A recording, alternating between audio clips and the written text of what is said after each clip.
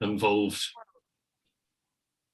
Okay, thanks everybody. My name's Laird Ryan. I'm, I suppose, for my sins, a town planner. I've been working in and around the profession for the past 30 or so years. I've worked in central government, regional government, local government, with a whole range of local community organisations.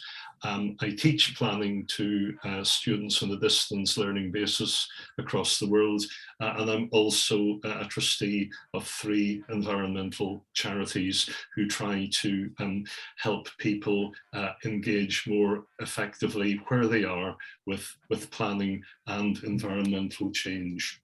Okay, so first of all, I'd like to just explain maybe a little bit to you about what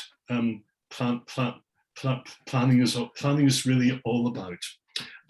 It's not actually a means to, I suppose, not an end in itself, more a means to an end, and it's a catalyst really for sustainable land use. And we'll be talking quite a lot about what sustainable is, what sustainability is, in the next few moments. The whole idea really is that planning tries to set out a long-term vision for places and spaces that people can effectively interact with and involve themselves with. But it's more than that. It provides a basis in which competing uses for space have a legal and logical basis, because in society, different people have different preferences, they have different ends, they have different powers, they have different levels of influence. And the planning process, in theory, tries to resolve that in a balanced way. It looks at a whole range of social, economic, and environmental needs that people have where they really live, and provide a clear way in which growth and development can proceed in the public interest. And because the planning process involves engagement with people, it involves looking at evidence and testing it in particular ways, the theory is that it gives legitimacy to development and allows change in different ways to happen effectively on the ground. Now, as I've said, planning is very much a balancing act between a whole range of different things, and these are just a few illustrative examples of what these might be. And it's a balancing act no matter what aspect of public policy I think we're talking about. On the one hand, we have what the national interest is, as defined by our friends in Whitehall. And then we have what local interests are, defined by people in our own areas, our own communities, our own neighbourhoods, our own villages, our own parts of rural areas. And they don't obviously coincide. Then we have what I suppose has been defined as the biggest challenge for the planning system in Britain today, that is of providing the right numbers of housing of the right types for the right people in the right places, against the need to preserve and conserve habitats, because once a habitat goes, it's gone. And you have to think about how you design ways of making development happen so as not to compromise that long-term need. So in other words, we need to balance out policies and programs that are aimed at meeting today's needs today versus those that try to meet the needs of future generations. And of course, because we have a political system in which those that we elect are only there for a short space of time, they often prioritise meeting today's needs today against those of future generations. And those of us who have been involved in the past with discussions over fracking will know that this is something that has figured quite largely in the planning debate in recent years. And it's often the case that politicians will use some external influence, such as what is happening in Ukraine, to try and raise the spectre of fracking once again. There is also the balance between respecting tradition, which is often at the heart of an identity of individuals, identity of places, as opposed to embracing innovation. And obviously there are some new approaches that are of considerable benefit, but some will take a lot of time to embed if they can be embedded in local areas. There is the balance between developing greenfield land as opposed to reusing brownfield land, in other words, land that has previously been developed on. And I'll be talking a later part of this talk on what greenfield land is all about, green belts and so forth. In all areas of policy, there will be a conflict between what's in the public good and what's in individual interest. And that has always been true throughout history across the world. And the planning system expresses that in particular ways. And there's also the question of, do you plan for what's best, or quite simply for what's good enough? And you will find in planning debates all of those issues coming into play. So this is really setting the context for what I'm going to talk about in very specific ways. In Britain, the planning system works through a whole range of tools and levels. It works through legislation, acts of parliament that are passed and which apply to particular areas of human activity. Two very important ones I'll be talking about later are the Town and Country Planning Act 1990 and the Localism Act of 2011. In England, we have a very different kind of legal system from that is practiced in other countries. It is called the common law. In other countries where the planning system may be based on Roman law, it's done on the basis of principle. Here it is done on the basis of precedent. So in other words, if something is seen to be right and legal and proper and has been done in the past, chances are it will be right and legal and proper to be done in the future, but that depends on interpretation. And case law is all about applying appropriate precedents to current situations. But because law is written in a very arcane language, it needs to be interpreted in practice.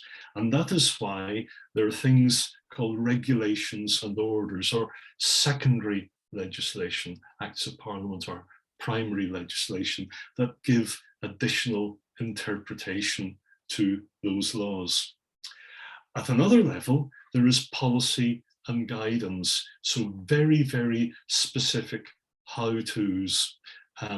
In the planning situation, every area has got a local plan which sets out the kinds of development that are best for particular parts of an area and explains why they are best. It sets a vision and creates a roadmap for delivering that vision. And there is guidance which explains, for example, the best ways of conserving a valid urban or rural area, how best to carry out an administration of a planning application. And then at the lower level, you have applications for planning permission, which we have plenty of all over the country. There's something like 200,000 planning applications that are made in the UK every year. But things don't always go right. And that is why there needs to be a safety valve in every system. There are provisions in law and in practice for appeals against planning decisions, and also for enforcement of correct planning procedures when people do not follow the law properly. But ultimately, none of this would have any relevance at all unless it was for the benefit of people, for all of us. They are not just Sudoku games on a piece of paper. They are actually ways of making our lives livable and sustainable into the long term if the foregoing is applied properly. And in the UK, I suppose, as almost any country, planning is a little bit like the human brain. One side of the brain is analytical, and the other side of the brain is perhaps more creative. And it's just as true with the planning system. You have got one side that makes the plans, which is called plan making or forward or strategic planning. And the other side is all about taking decisions on the basis of those plans, known in Britain as development management, where they look at determining a planning application, or enforcement when things have not been done properly. So who actually makes the plans? Well, as Simon has eloquently stated over many years, the United Kingdom is a country in which a higher proportion of decisions are made at the centre and not in local areas. And the planning system is no exception. Central government is the piper that calls the tune, really. They are the people who make the laws, the Town and Country Planning Act, for example, the Localism Act, and there are about 20 or 30 other acts that have a role to play in the planning process. Central government also has designed what's called the National Planning Policy Framework, which is a 70-page document that, if you like, sets the tone for the way in which local authorities have to make their plans and make planning decisions. And it's something that needs to be interpreted in relation to the specific needs and aspirations of individual areas, and it also needs to be read as a whole. But like a lot of documents, they are often looked at just pulling one paragraph out and interpreting everything from that, a bit like some fundamentalists. Central government is also responsible for preparing national planning practice guidance, which explains in more detailed way how policies, how local, how laws should work. An interesting one that they also are responsible for preparing are national policy statements. And these relate to strategic transport, high-speed rail, airports. It relates to the supply of energy, water and waste. And these are, if you like, aspects of major infrastructure that are always decided nationally. So that explains a lot about the way in which, for example, HS2 and nuclear power are administered, where local authorities do not have the power to override central government. At the next level, we've got what happens in local government. They are the bodies that prepare local plans for their areas. And there's something like 250 local authorities across England on that map that you'll see. The map with I suppose, the areas that are in deep red are those where local plans have already been prepared and are in place. The ones in sort of pink, or whatever you like to call it, are areas where those plans are in the process of being prepared.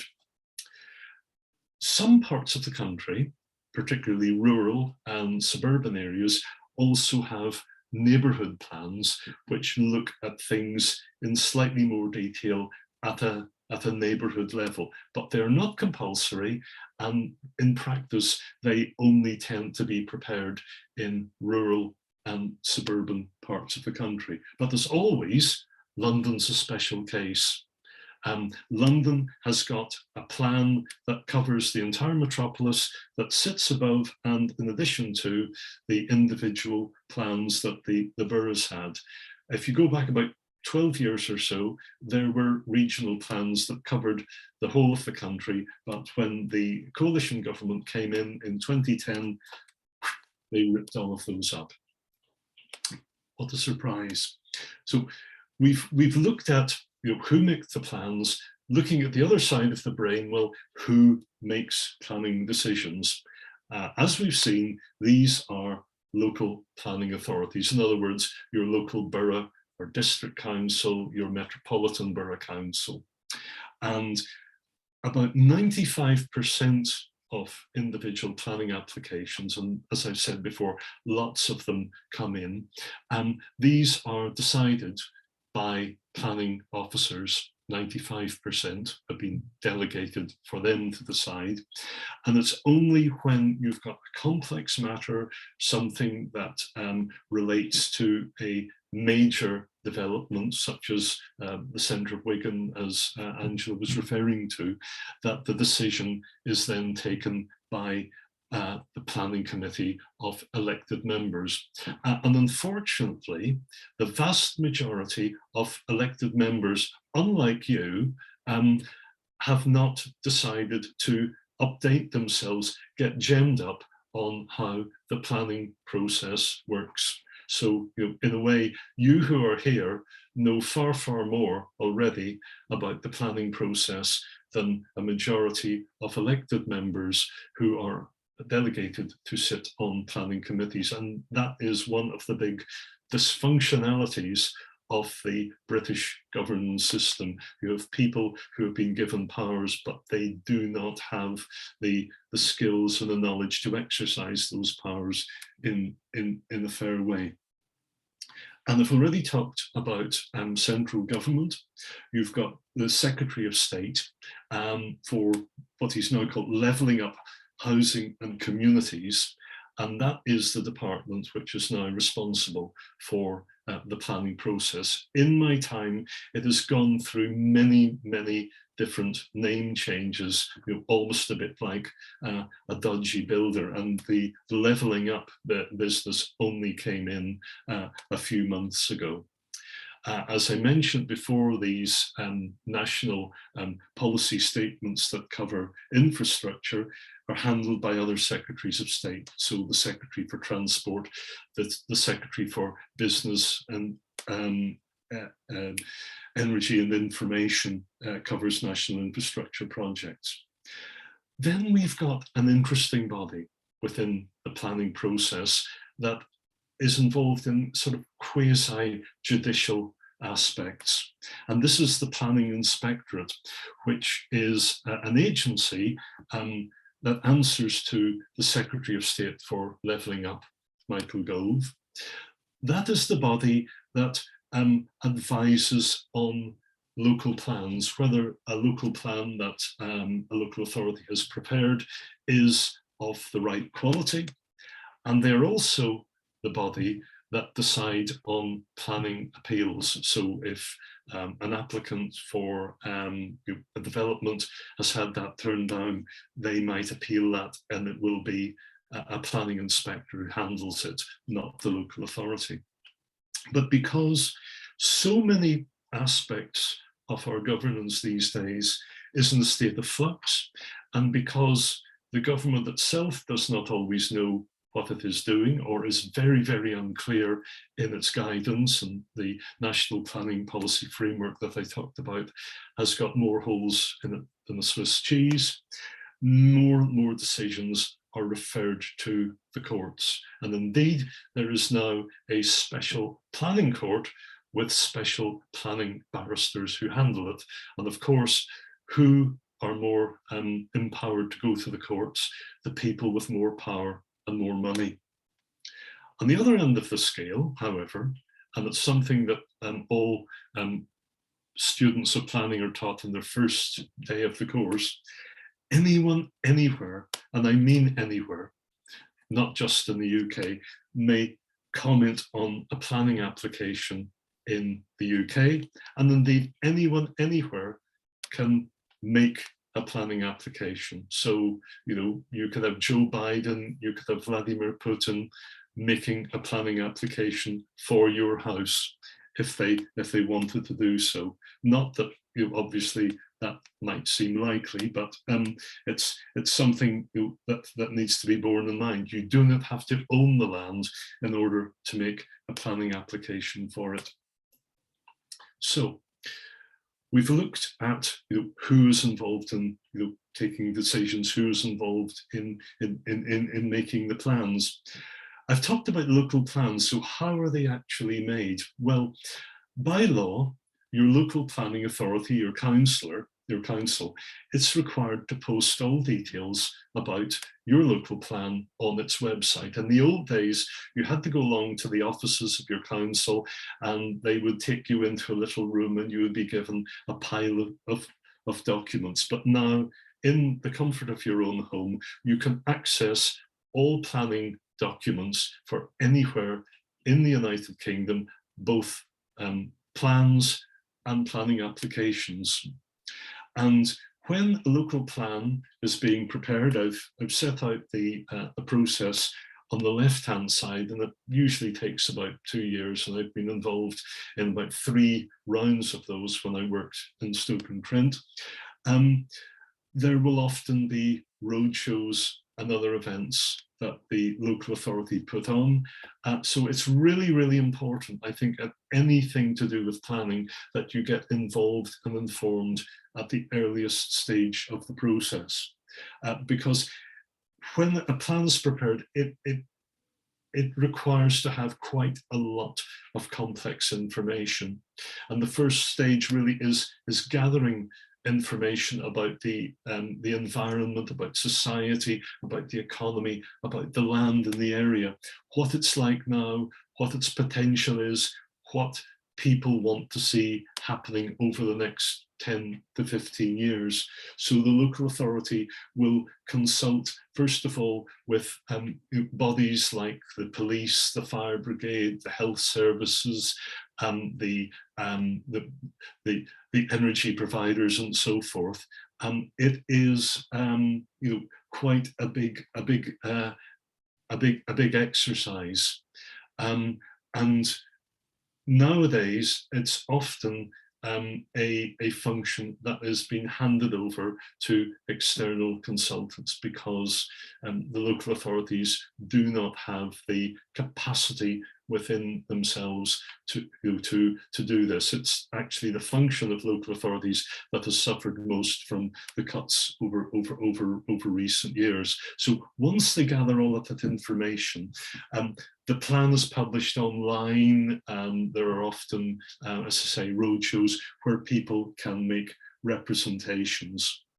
And once all of that is brought together, and the local authority feels that everything is in place, it will then send the draft local plan to the planning inspectorate for them to have a look at.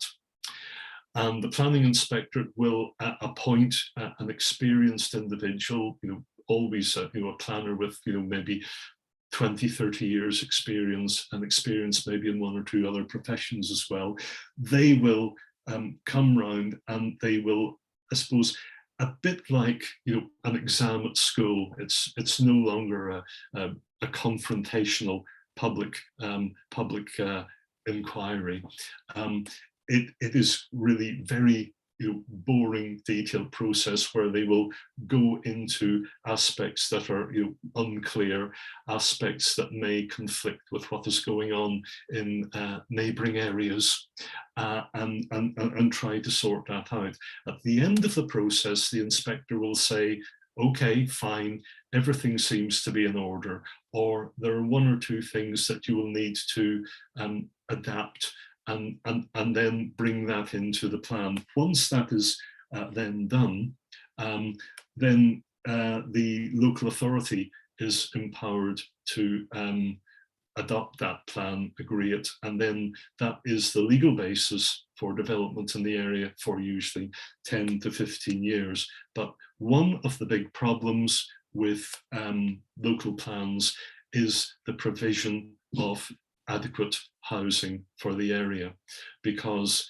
the power to define how much is needed has been taken away from individual authorities and put in the hands of central government. So in fact, individual authorities have got a great responsibility, a great burden to identify where these new houses are going to be. And that is really where the conflict arises. So it really falls on everybody to look at what is said in a forthcoming local plan, how many houses are being proposed, where they are being proposed.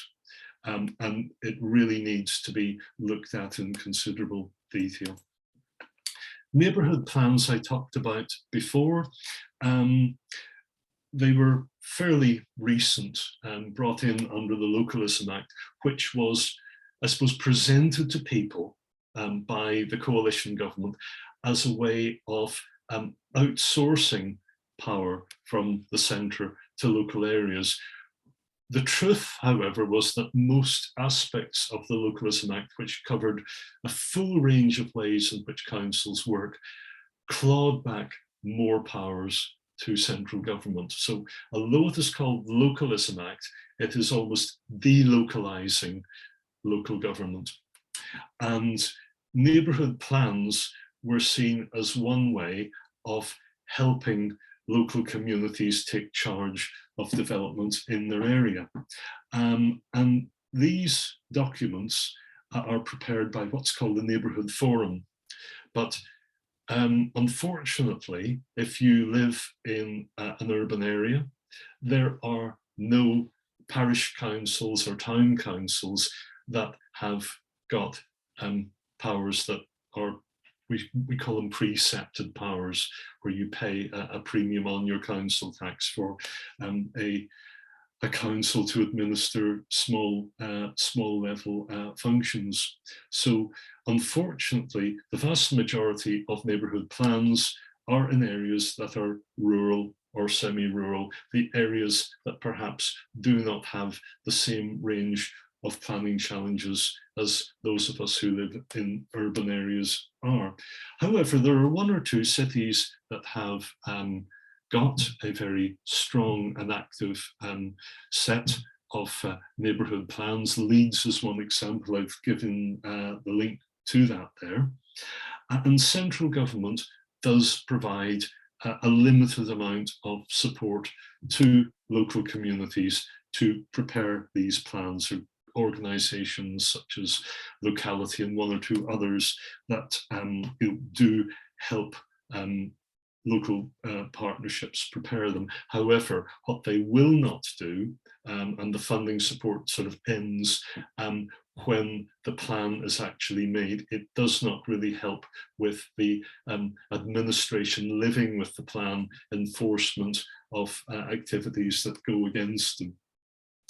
Neighbourhood plans, unlike local plans, unlike a lot of other big decisions that affect you, have to be approved at a local referendum. And because the people who bring these plans together tend not to be necessarily well known in the community, or planning issues do not figure largely on our scheme of priorities, the level of turnout in neighbourhood plans is very low. So I really would, again, as with local plans, appeal to you, make sure that you, if you live in an area where you have a town or parish council and a neighbourhood plan is being prepared, make sure you get involved, because then you can feed information and ideas up the tree.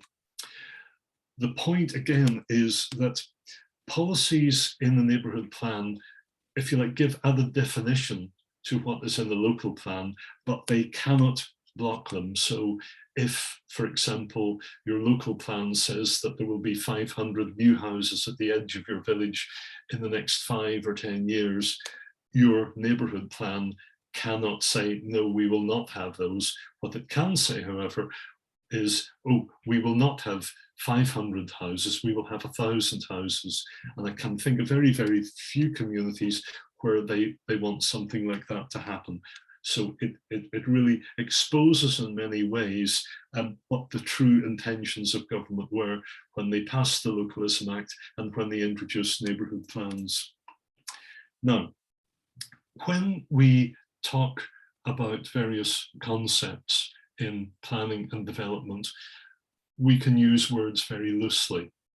But in law, some words that we would use in a loose sense have a very, very specific meaning indeed. And development is one of these. And it's important to remember that, because some things in law do constitute development and some things in law do not constitute development. And the Town and Country Planning Act, typical legal jargon, it describes development this way. It's the carrying out of building, engineering, mining or other operations in, on, over or under land, or the making of material change in the use of any buildings or other land. Okay.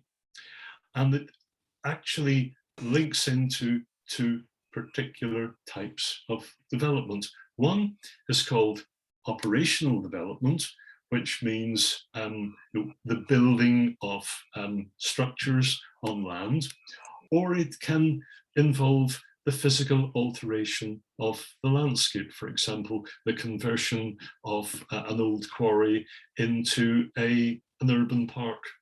That doesn't necessarily involve buildings. So development where actual operations go on the land, or alternatively, is material change of use where there are substantial changes to activities on the location, not necessarily the land or buildings. In other words, the traditional change of an old bank into a wine bar.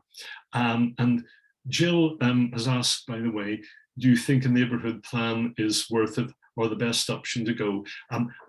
If you like, we'll chat about that when I finish the presentation, because there are lots of things that I'd like to say about that, if that's okay with you. And I haven't forgotten. So we've looked at what things are development in law. We also need to bear in mind that there are some things you may not be aware that are not development in law and do not necessarily require planning permission. And they include things like the maintenance of building, the improvements to certain buildings, certain alterations inside buildings. It doesn't involve work on highways or infrastructure, they're not covered. Similarly, various changes within the curtilage of a building. Nothing to do with farming, nothing to do with forestry, and indeed some aspects of mining are not included in development. They can proceed. Also, we have things called use classes. And in the old days, there used to be lots of these: office uses, retail uses, and a whole range of things that were called sui generis, of their own type,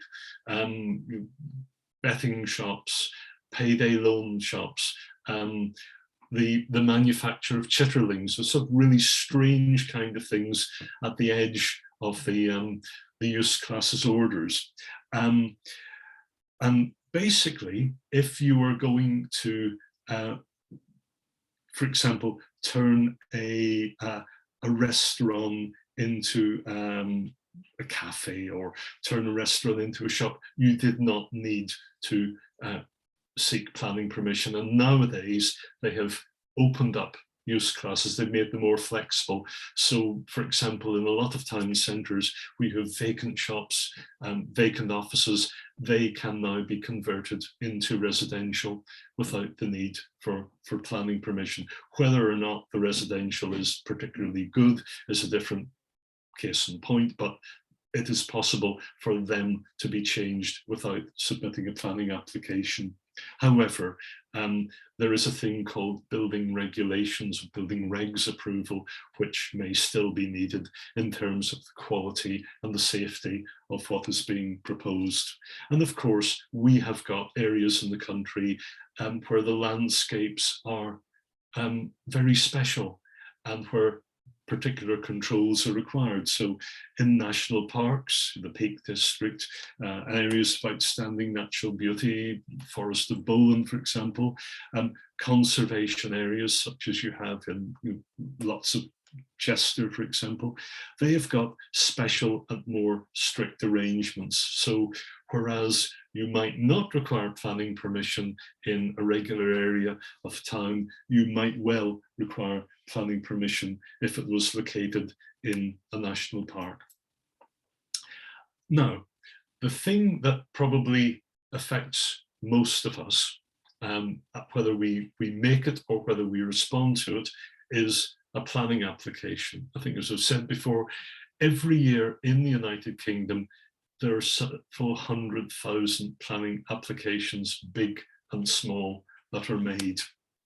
And as with local plans, by law, your local authority has to post all of the documentation relating to planning applications on its website at every stage of the planning application, from its initial submission to a decision that has been made, and any of the letters, the emails that people have submitted in response to that need to be there for everyone to see. So you have got at your fingertips clear information about the numbers, the types of all the applications that are happening in your areas. So again, do make sure to go to your local authority's website, go to the planning pages and monitor those frequently.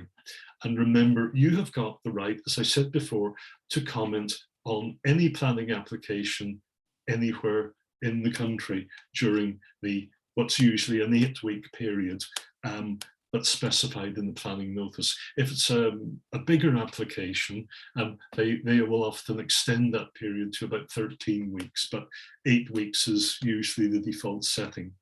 And in addition, your local council planning committee will be required to post the agendas onto their pages, and that will explain what the planning officers have recommended. And those are always published in advance, so you will be able to see a bit about what has been proposed and the detailed reasons why the planning officers are recommending a particular decision. Yeah, and Angela has made a point in that, and it is very true, and we'll be able to chat about that later on, and it'll be a really useful thing because it links into everything that I've been trying to say. The system on paper, seems to be a rational one, but in practice it doesn't work well for all of the reasons that I've been mentioning so far. And as you can see, this is supposed to be a rational system where at the very start of the process, the applicant speaks to the local authority to get quite clear what is required, what documents are needed. If the application is fully in accord with the local plan, you can submit a full application which contains all of the diagrams, the architect's drawings and so forth, access arrangements, infrastructure provision, which costs a lot more. If the application, however, is different from what is proposed for that site in the local plan, if there is nothing listed in the local plan for that site, then the best approach is to go for an outline application which would establish the principle of that kind of development in the site. And if that is approved, then the council will invite the applicant to submit what's called a reserved matters application that will dot the I's and cross the T's of what has been agreed. But the planning application is not sort of formally registered until all of the necessary documents have been provided and the necessary fee has been paid. At the end of the process, a decision is either made by a planning officer in most cases, or in complex matters by the planning committee. And there are three different possibilities. One is that they will grant permission without conditions, or they may grant permission with conditions. It's usually the case, actually, that a council will grant permission with conditions. You know, for example, if it is a dwelling house, they will say that the property must perhaps be accessed and egressed in a forward gear. You must not park a caravan or motorhome in front of the house. There are lots of things that they may have. If permission is refused, or if for some reason the local authority has unreasonably delayed the decision, the applicant may decide to appeal, or indeed if they feel, well, there's no real future in this, they may abandon the process, or they may perhaps go back and amend the application. But as you can see, it is on the surface of things a very clear process, but it is not as clear in practice as it is in principle. Because what sort of things people or councils use to determine the planning application are very specific to the site, very specific to the local authority. There is not a one-size-fits-all. On the one level, they need to look at this document, the National Planning Policy Framework. I've given you a link to it, which, if you like, sets the basic principles for how the planning process should work. Then there is the council's own local plans, the development plan, the local plan and the neighbourhood plan, unless material considerations indicate otherwise. And there are some interesting ones. I won't go through them all, and you can access a well-defined list from Charnwood, but sort of things that would affect a planning application would be if it creates a loss of privacy, if it involves a loss of daylight, if it's a really overshadowing building, if the appearance is out of kilter with what the rest of the area has, if there is not proper disabled persons access, if there are highway safety issues, if there are pollution issues, if there are effects on trees and wildlife conservation, a whole range of them, but they have to be specific and relevant to the site. However, it's important to note that there are some issues that cannot be taken into account. And one of them is you cannot consider who the applicant is, what their background is. That is not a planning matter.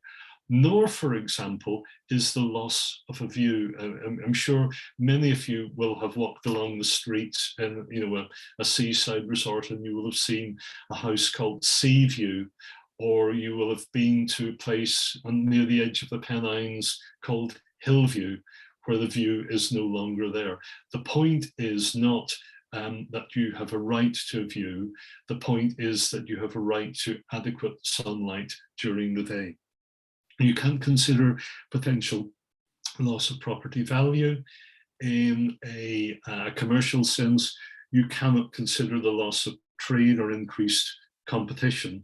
And importantly, and this is something people do not realize and shows how the system is stacked against local communities, the strength or volume of local opposition to a planning application is not in itself a reason for turning an application down.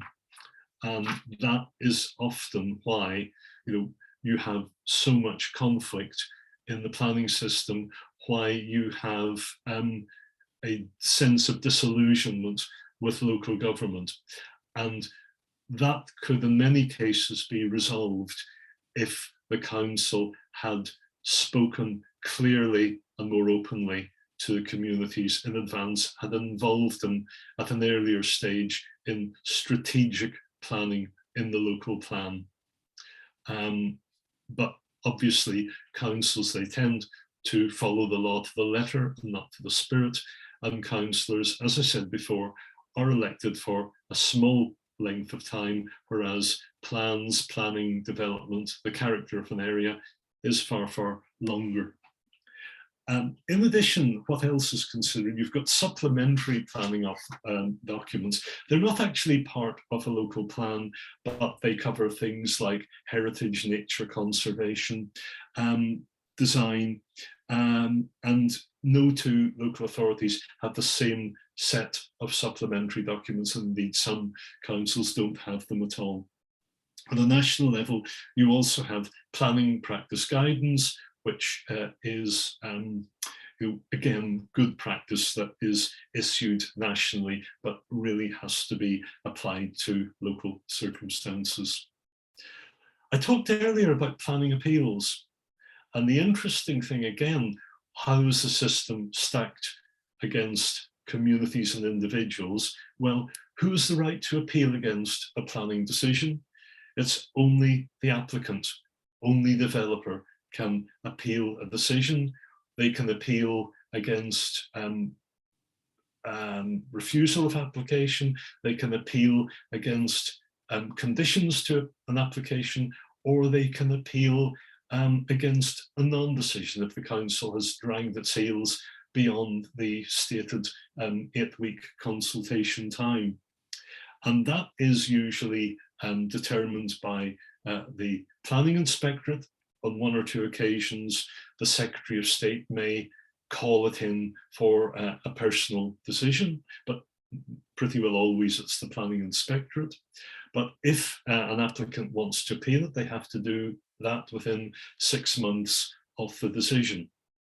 What the inspectorate may do, if they feel that someone has been acting improperly, whether it's the applicant, whether it is the local authority, they may award costs against that offending party.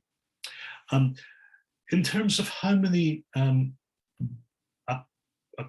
applications that fail go to appeal, it's something like 4 to 5%, but 30% of appeals actually succeed. And for larger applications, it's a slightly higher proportion. So again, who has got the money to appeal an application? Who has got the money to appeal a larger application? It's more powerful people. So we do need to bear that in mind. Now, I'm going to talk a little bit about sort of the natural environment, green belts and more, because it's a really, really important issue that's right at the heart of the planning process. And indeed, green belts, if you talk to planners in other countries, it's seen by them as the United Kingdom's most famous contribution to planning right across the world. However, again, we need to be really careful about how we define things. Green belts are not the same as green space or greenfield, and indeed, green belts aren't always green. Because green space is a very broad term, and it covers any land that is actually covered with vegetation, whatever the history of that land may have been in the past. Greenfield, however, is land that's never knowingly had development in, on, over, or under it. But green belts are actually areas that have been formally defined by local authorities as having special planning controls applied to them. But because, as I said before, green belts are not always green, English law cannot be retrospective. It cannot pass judgment on things that happened before the Act of Parliament was passed. So if there was a house there, if there was a coal mine there, if there was a quarry or a rubbish dump there, it de facto has the right to remain there until such time as it may change.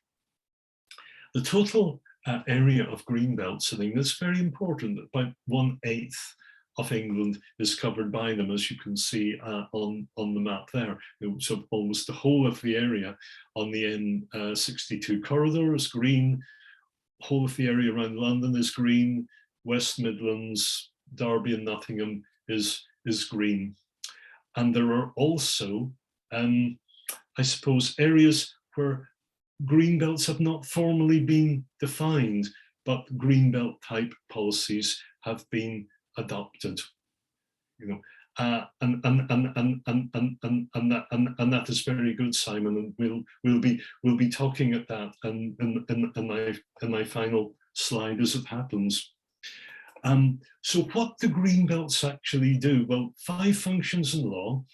They control the sprawl of built-up areas. In other words, they prevent ribbon development with houses spreading out a bit like a crab from an urban centre. They, in theory, prevent neighbouring towns merging. Of course, in Manchester, the West Riding, all of the development had happened before green belts had been defined. They try to preserve the character of historic towns in some cases.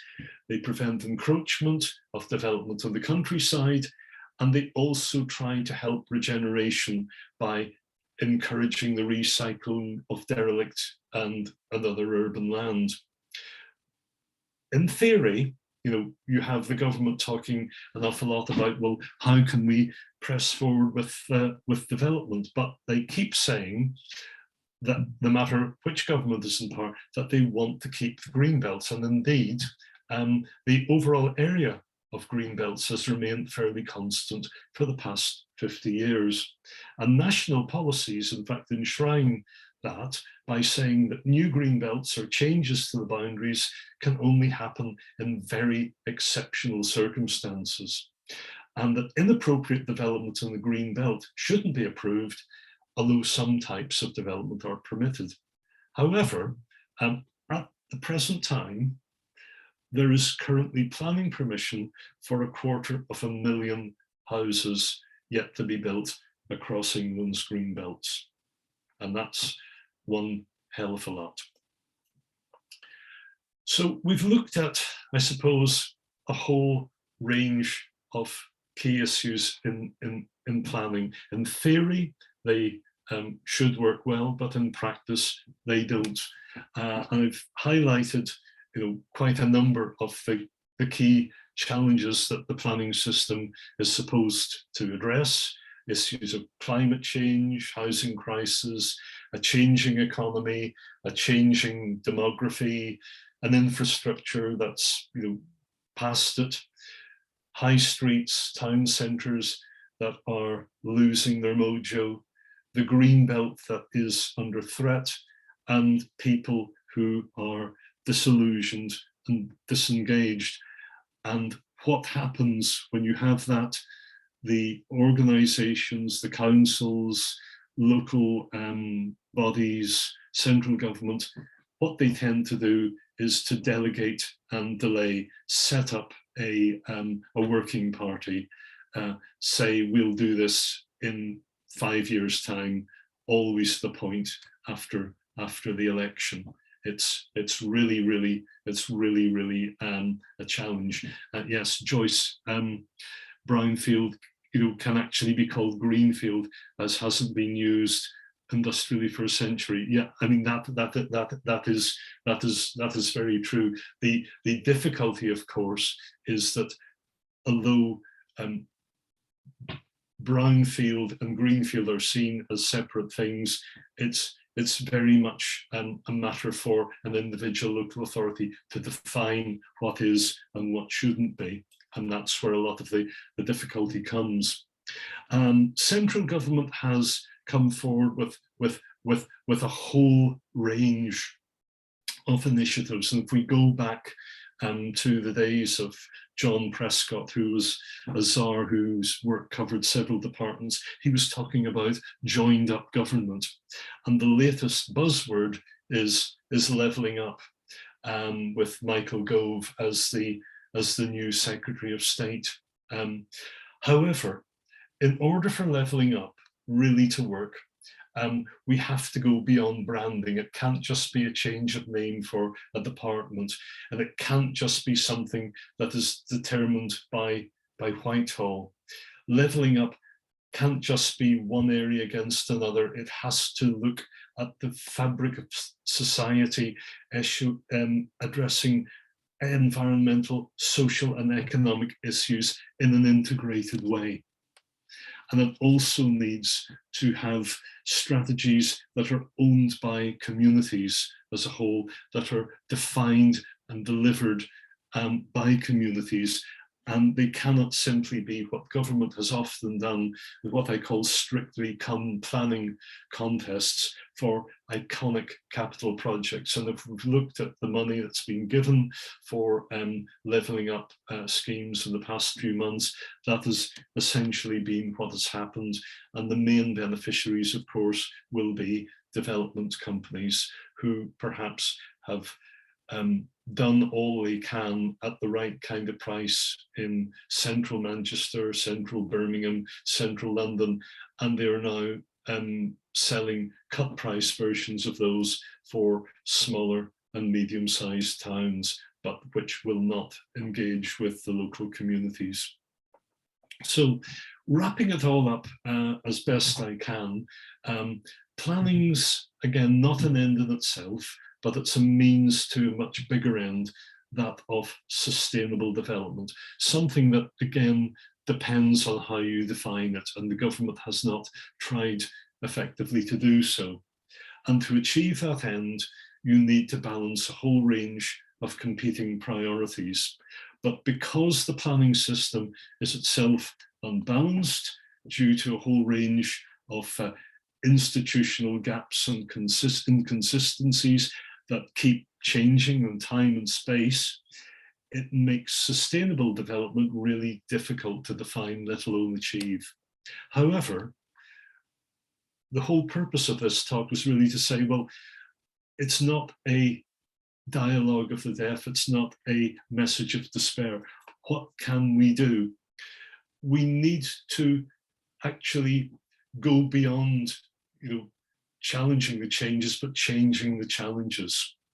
It involves campaigning at every level for a form of planning that's more connected, that's more responsive, but we do recognise that making that happen will take time and political will. But one thing we can do in our own lives and in engagement with people at every level is to make the language of planning more engaging, more understandable, taking away the jargon, the branding that is often an excuse for inaction and sophistry. And importantly, it's not just for the politicians, it's not for the professionals, it's not just for the developers. It's for all of us. We all need to learn and engage. And one of the, I suppose, new approaches to this is a thing called open source planning. In other words, a bit like open source software that we can all contribute something to improve it, and it's free for all of us to access. Again, it's important to be informed and to get involved sooner and to keep being involved. It's not just something that you should dip into. It's a skill, it's a duty, it's a responsibility for life. And it's also a responsibility to share our experiences of what's worked well and what hasn't worked well. And it's not a one size fits all. It's really, really important to bear that in mind. We need to look at what is best for our area, but to identify those things in planning that may be adaptable across a much wider area. So simply, it's all about good environmental citizenship. And ultimately, if that's where you want to be, it's where I want to be. So let's work together and let's discuss.